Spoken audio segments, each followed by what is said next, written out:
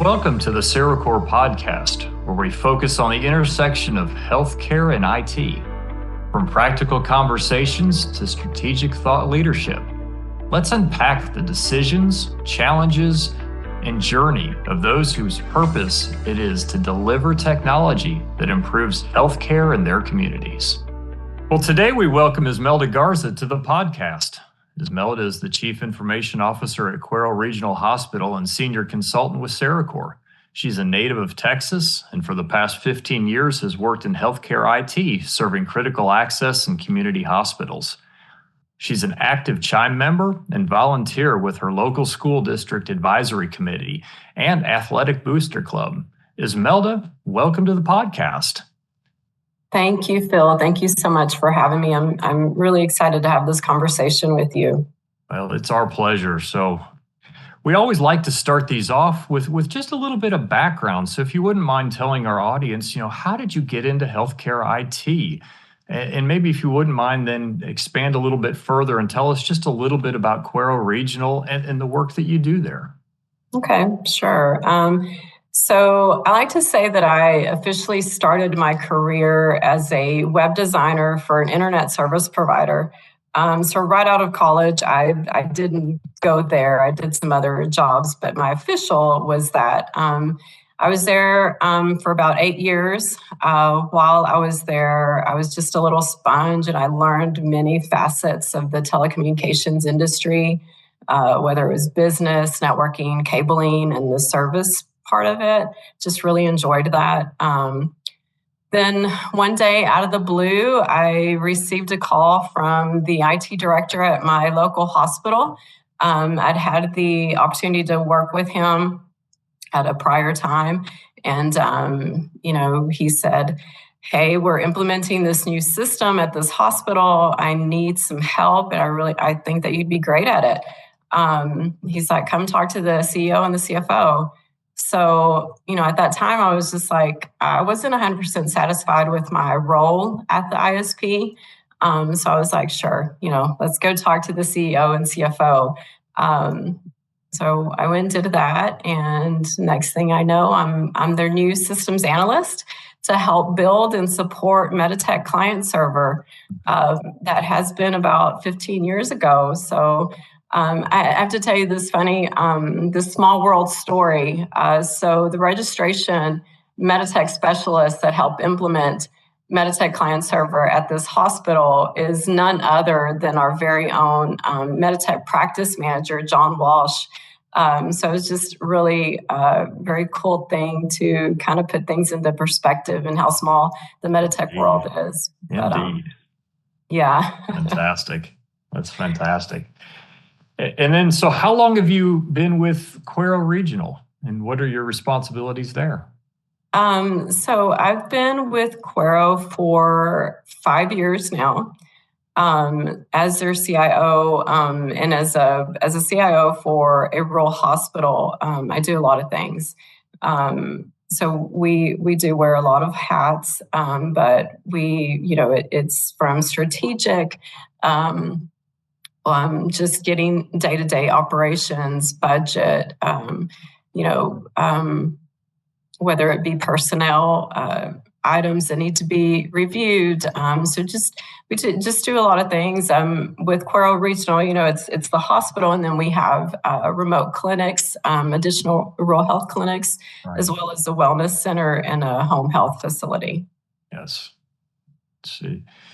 Quite the big deal in that town for sure. So, yes. And recently, you all kicked off a ready implementation, moving to MEDITECH Expanse. And so, certainly those things don't just come out of the blue. There's an awful lot of planning that has to take place and things that have to get done ahead of time, whether it be technical infrastructure, making sure resources are lined up. Obviously, you've got to work through budgeting and the board of directors and even taking a look at what type of cultural changes or things might need to take place in order to have a successful project. And so, if you wouldn't mind, maybe just give our listeners just a little bit of background as to what that looked like for Cuero Regional, and what are some of those things that you just had to have in place, you had to get right before you could head down a journey of implementing a modern EMR? Yeah, I mean that's a great question. Just something, I've been at Cuero for 5 years, and I would say during that 5 years has been all the prep work that we've been working on to get us ready for this ready implementation.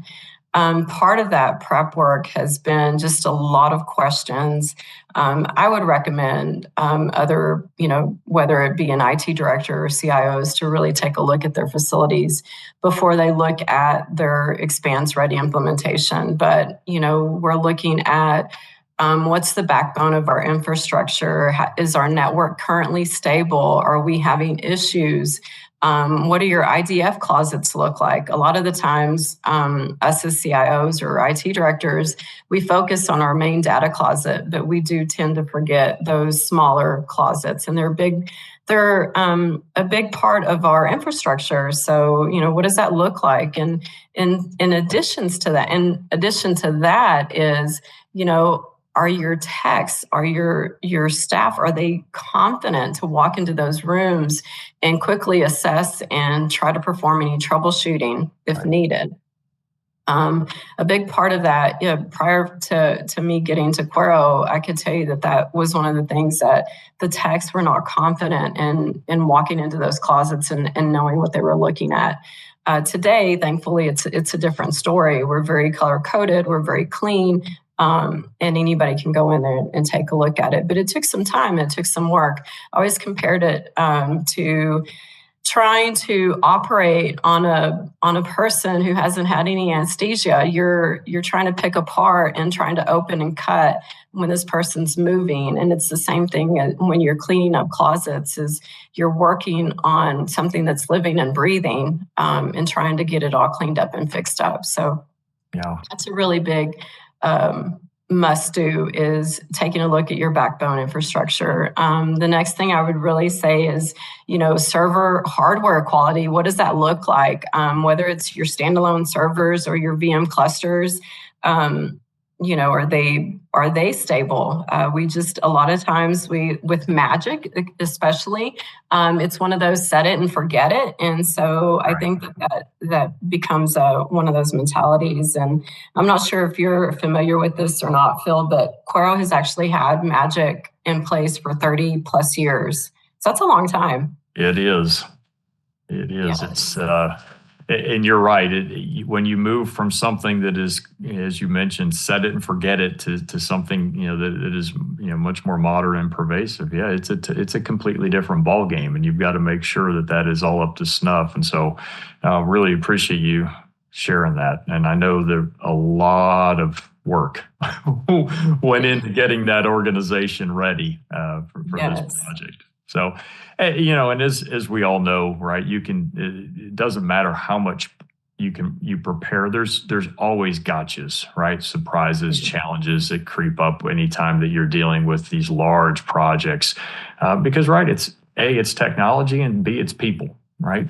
So, as a healthcare IT leader, what are some of those things that are just kind of top of your mind that you think you've prepped for, but you're still like cautiously keeping one eye looking behind you to make sure that when they creep up, you can pounce on it?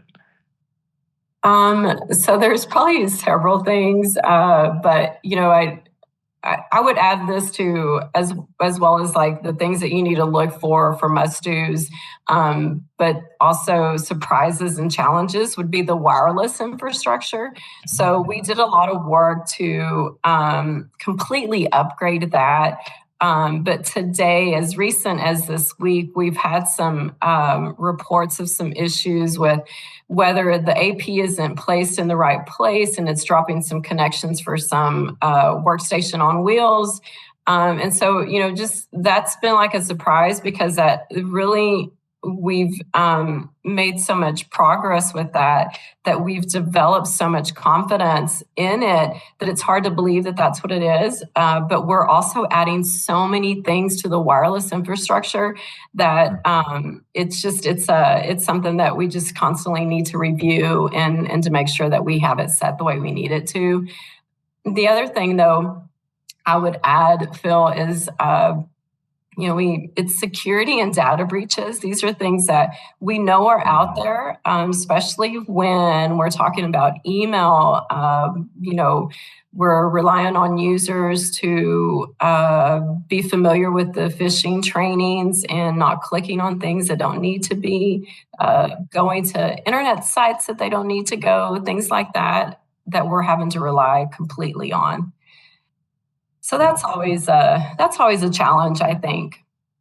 That might be more than one eye. That might be both. Plus a third. So Yeah. no, that's great. That's great insight.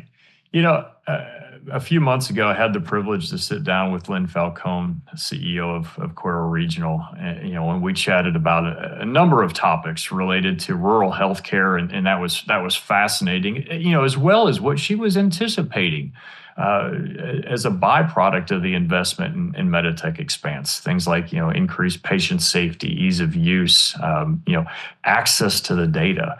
All great, great things to be shooting for there. I've got a couple of questions, I think, and we'll start with, how do you stay in lockstep with Lynn and the rest of the leadership team there as you work towards these goals that are pervasive across the organization? I know this sounds cliche, but communication, whether it's informal or formal. Lynn, I have to say, during my healthcare time, I've seen a lot of CEOs and CFOs, and Lynn is by far one of the most amazing leaders that I've had an opportunity to learn from. She's very empathetic, very supportive. I don't know if she said this in her podcast, Phil, but she has compared a new hospital build with the EHR system implementation, and she says hands down the EHR implementation system is a lot harder than a new build of a construction of a hospital. So I think that just speaks volumes on the type of project that we're dealing with and how important it is to have leadership understand that.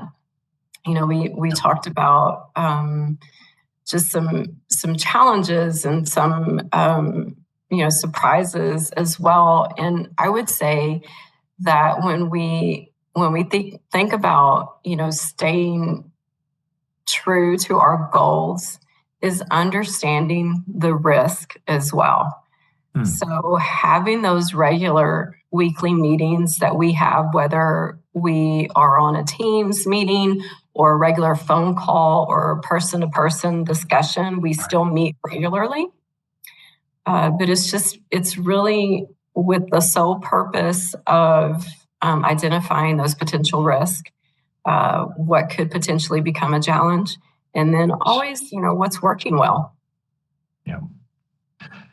No, that's, you say, you talk about it being cliche, but I think the repetition of people continuing to and needing to hear, it's all about that communication and lines of communication. And it's one thing to, say something to somebody, but it's another thing to have that kind of collaborative communication where you're all on the same page and you're all working towards those same outcomes, right? And so I think as we, as she talked about some of those things, right, the patient safety, the ease of use, et cetera, it's critical to make sure that you're not only communicating with the senior leadership, but then with also all of those end users, right? Because everyone's got a little different perspective there, and so getting that communication going. And then I think my second question, Lynn did a fantastic job of laying out some of the the challenges that particularly community and rural healthcare faces, and so on and so forth. Would you happen to have any insights as to maybe how that looks in the context of an EHR transition or an upgrade for rural health? So, I just start that by I'm so passionate about rural health. I do think it is a part of the healthcare that a lot of people don't realize how hard they work Yeah. in a regular operations day to day. And then when you add a project of this magnitude and really consider the limited resources, just because a lot of people don't want to come to rural America and live, right? So you have those additional challenges. But when you're talking about what it means for patients or people in this community, these are my neighbors, mom and dads, or brother and sisters. That could be my family. When they walk into this hospital, whether it be through the ER or the clinic, that's a defining moment for them. I think just understanding that it's a potential lifesaver, from getting them to an area to be stable, to transferring them to a location that can provide all the additional services that's needed.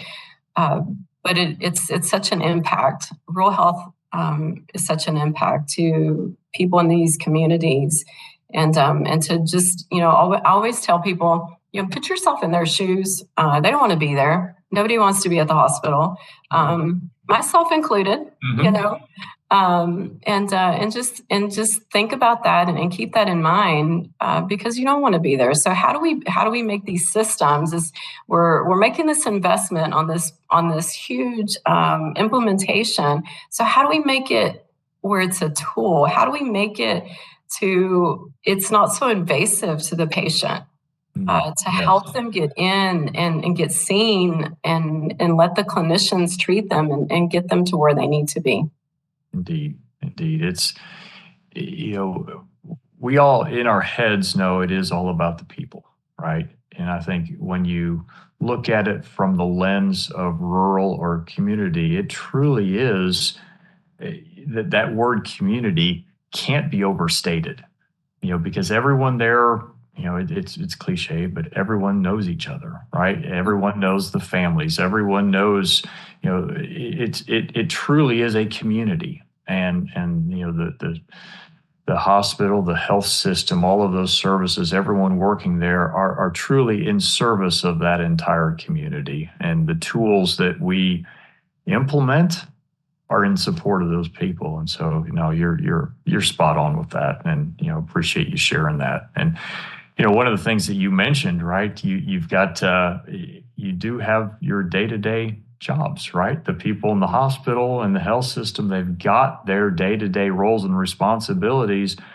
And then you add a project, which requires time from all of these individuals as well, above and beyond that. So, it sounds all consuming, right? And how do you balance some of that as an organization that probably doesn't have the resources of an urban sort of hospital setting, but at the same point needs to get a job done? So how does that work? And are there some things that potentially you look at to maybe sort of ease some of that for the organization? We might need a couch for that, Phil. I'm not. Understood. Some days I feel like, man, I can do this all day, every day. There's days that I'm just like, I just need to hide under my desk for just a few minutes. It's crazy, but it's one that it's just